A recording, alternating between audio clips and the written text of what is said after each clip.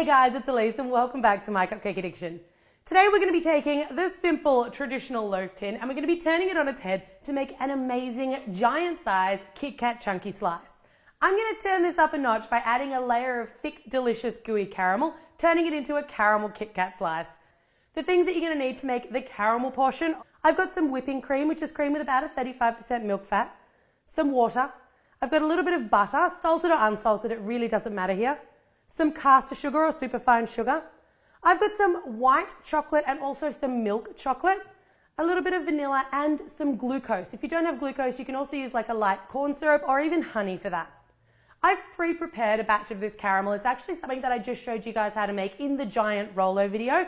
So I will be showing you how to make it in this video, but I'm going to do that part at the end, just in case you've already seen it so we can get to the good stuff. For the main part of my giant KitKat chunky, I am using this simple, humble wafer biscuit. You're also going to need a ton of chocolate. I'm going to melt that down, and if you're working with chocolate, you need to make sure that you're using a compound chocolate, which is chocolate that doesn't contain the ingredient cocoa butter. Of course, I've got my humble loaf tin, and I've made sure to choose one that's kind of got those nice rounded edges.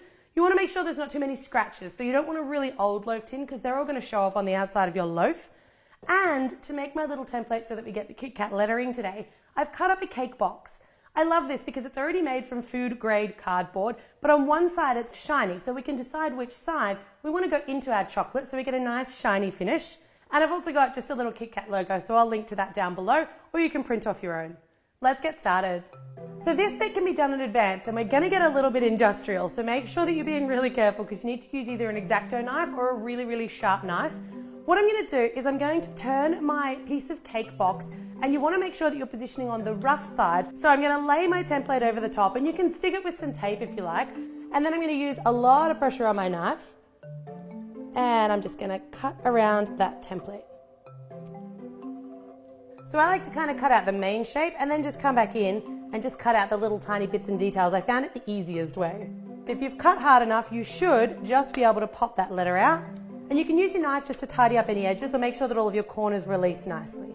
Once all of your little letters are cut out, I'm going to take a toothpick and I'm going to use a little bit of chocolate just to affix them to the bottom of my tin. This is kind of where it gets a little bit tricky. So we've cut it out on the rough side and you need to put it in backwards so that that smooth side is the one that's facing you. Position all of your letters before you start sticking them down to make sure that they're going to be in the center of your bar.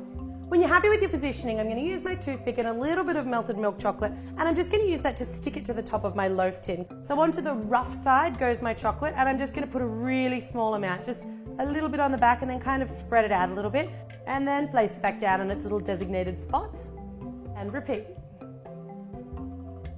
Once your last letter's in place, you can use a clean toothpick just to go around the outside edges. You want these letters to be really neat. I'm pretty happy with that. That's ready to go. So now we're going to pour in some of our chocolate. The chocolate that I've used, like I said, is a milk compound chocolate, but I've also thinned mine out with either a little bit of Kofa or Crisco, and I'm going to completely cover that with more than I think I'm going to need, because then I'm going to give that a couple of good hard taps on the bench to make sure that it goes nicely onto those letters and in between all those cracks and grooves. Then I'm going to take a spatula and I'm going to spatula it right up the sides.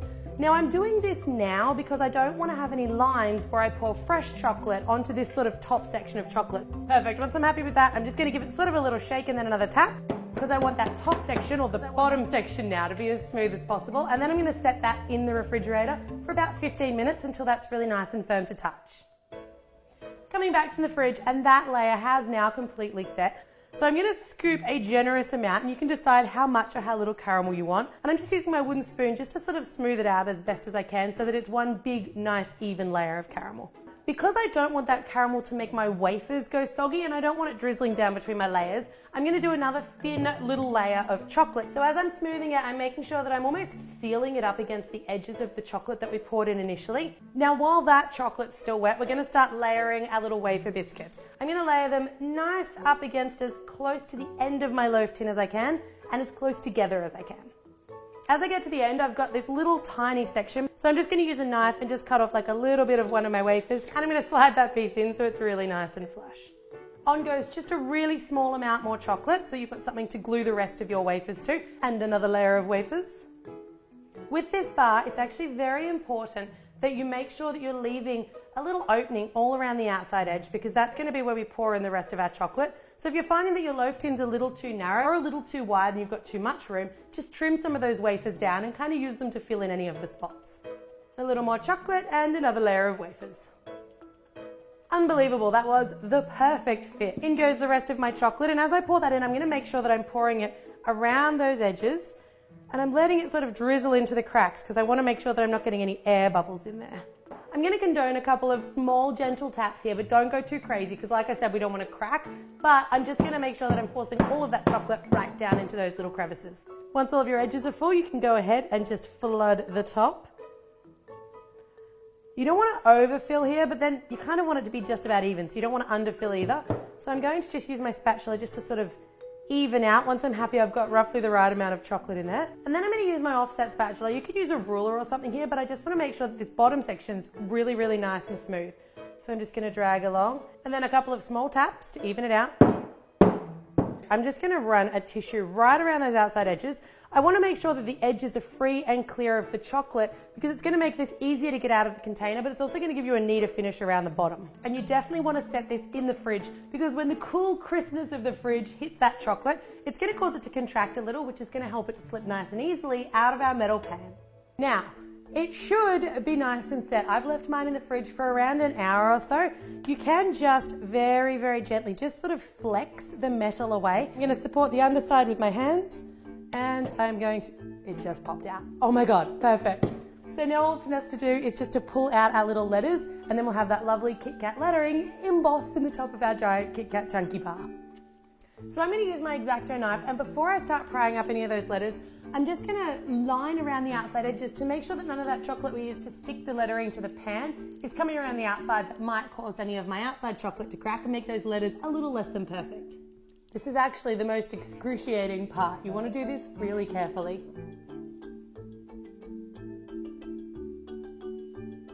If you want to get rid of any excess, you could either use something like a really nice light brush, or I'm just going to use a tissue just to wipe away any little bits of chocolate flecks so that it's really nice and clean. Some spaces it didn't come out quite as neat as I would like, so I grabbed my hairdryer and put it on its lowest possible heat setting, hitting it with that hairdryer just ever so slightly, and don't go too crazy with the hairdryer there. On its lowest setting, just help to blend all of those pieces of lighter chocolate and darker chocolate back together and give it that smooth effect again. Let's get started on this no thermometer, gooey, thick, delicious, smooth caramel recipe. So I've got both of my pots heating up to their maximum temperature. In one pot, which is my larger saucepan, I've combined my water, my sugar, and my glucose. And in the other one, I've just got my cream. I wanted to make this as simple as possible so you guys won't need a candy thermometer, but you will need to watch very, very carefully. For my caramel portion, I've got a pastry brush, and as that even starts to heat up, I'm just gonna brush down the outside edges with a little bit of water, and this is just going to stop any sugar sticking to the outside sides of the bowl. I'm going to very, very quickly, with a wooden spoon, just give a very light stir, but I don't want to stir that too much once that caramel starts heating up. So while it's still in its cool state, it's okay to give it a little bit of a stir through, but if you stir it too much once it starts to heat, you're going to end up with grainy caramel. I've got some bubbles just starting to form in my pan, and so that I'm still kind of stirring it without actually stirring it, I'm just going to swoosh it a really little bit, just very, very gently, just to distribute the heat as evenly as possible so that I don't burn the caramel on the outside and not have it hot enough through the middle, just while everything heats up. My cream I'm watching because that's a sneaky one. It will go from not boiling to overboiling so incredibly quickly. Once my caramel starts boiling, I'm going to let that boil for 5 to 6 minutes. So you can set an alarm if you want, but you want to watch this like a hawk because it will start to change color. And as it changes color, that's when you're going to know it's time to pull it off. So you can see I've got a really nice bubble going on in my sugar mixture there, but it's still clear. So this is where we just watch it, and as it starts to turn color, we pull it off almost immediately, but I'll show you the different color stages. So at 2 minutes, your mixture should still be clear and it should have a really, really nice little rolling, bubbling boil going. At 3 minutes, we're still clear, so it doesn't look like anything's happening, but like I said, watch this sucker. My cream's just started to boil, so as soon as you see those bubbles, get it off the heat and pop it over onto something where it's not going to burn the bench. At 4 minutes, it's still clear, but you can see it's starting ever so slightly to take on a little bit of an amberish hue, and you'll notice it starts to smell quite sweet and delicious. At 5 minutes, we're still boiling. It's still relatively clear, but it's starting to thicken up. So you'll see that it's sort of reduced in size, and it's getting thicker and thicker, those little bubbles. Once it thickens and those bubbles start to slow down a little bit, this is where the color change starts. always the most nerve-wracking part. At 6 minutes, we're still bubbling and boiling away. The color change is going to happen any minute. While we're waiting for that, you can add your vanilla very quickly into your hot cream and just stir it through. It doesn't really matter when you do that, but after the cream is boiled is best so that it doesn't change the taste of the vanilla. So I'm at 7 minutes and you can start to see that color change happening. The amount of minutes is going to depend on the heat that you've got in your stove. I know on my induction it only takes about 6. On this one it's going to be a little bit closer to 8, so really you're going by color. You can see even as I'm speaking it's getting more and more golden. Those bubbles have slowed right down. They're still definitely bubbling away. I've got a beautiful honey yellow color happening at the moment, so I'm going to let it get a little bit deeper. You sort of want the color of a light cup of tea. At 7 minutes and 20 seconds, still honey, but it is definitely deepening. And you'll notice I haven't been stirring it at all, and I also stopped wiping down the outside edges once that sauce started to thicken. Once it starts to thicken, the water's actually going to cause it to splatter. So you only want to wipe down around the outside edges with your pastry brush while it's reducing, about the first 4 minutes. We're so close. It's getting more and more golden. Still not quite where I want it. I'm going to give mine a very, very quick swoosh just because even looking at it, I can see it's slightly more golden around the outside edges, and I want to make sure that it's coloring as evenly as possible. You want to get it to just that beautiful, kind of like a light cup of tea or an iced tea sort of a color. As soon as it's at that color, take it off the heat, and we're going to pour in the cream. Now, the reason this cream's hot is because otherwise it would bubble and splatter everywhere. I'll give it a quick stir just to make sure I don't have any of those little skim bits of fat on top, and then in it goes. Little bit at a time because it is going to bubble up, kind of like a bit of a science experiment. Stirring it around as I add it to make sure that sugar doesn't crystallize. Make sure that I've got no lumps. It smells incredible. So while your caramel's still nice and hot, but it's stopped bubbling and broiling, you can add in your butter. Be really careful it doesn't splash up and hit you there. And then you just want to stir that until that butter's completely melted. I like to keep the butter cool because it helps to cool down the caramel a little bit faster. And so that we're not waiting all day for this caramel to cool down, I've actually put some ice and some water into a metal container. And I've got another metal bowl. I'm going to use that as a bit of an ice bath, and it's going to cool our caramel down in about 1/8 of the time. So once that butter's all stirred through, I'm going to let it cool down a little bit, and then we're going to add in our chocolates, which as they set back up, are going to help to give our caramel a little bit of additional thickness and a little bit more sweetness. My butter's completely dissolved, so I'm going to pour that into my metal bowl. And I'm using metal just because it will conduct the cool a little bit better, but it will also conduct the heat, so make sure that you don't now grab it by the base, which is still going to be incredibly hot. I'm just going to carefully pick it up by the very, very top and rest it into my ice bath. Whenever you're using an ice bath, you want to make sure that the caramel on the bottom doesn't get really hard and the stuff on the top's not quite cool yet. So you just stir it around, not continuously, just intermittently as it cools. And I'm going to give that about 3 minutes over the ice bath before I add the chocolate. This is super hot and I don't want to burn the chocolate as I add it because that's going to cause the chocolate to kind of get a little bit grainy and it's going to make the texture of your caramel not as smooth and creamy as we'd like. Okay, so my 3 minutes is up and I'm going to pour in that white and milk chocolate. For a lighter caramel, you could use all white, but I didn't want mine to be too sweet and white chocolate can sometimes be overly sweet, so I wanted to balance it out with the milk. I'm just going to stir that around still over that ice bath until that chocolate's completely melted. And you'll see that instantly start to thicken up, both as the chocolate melts and as the caramel starts to cool a little bit.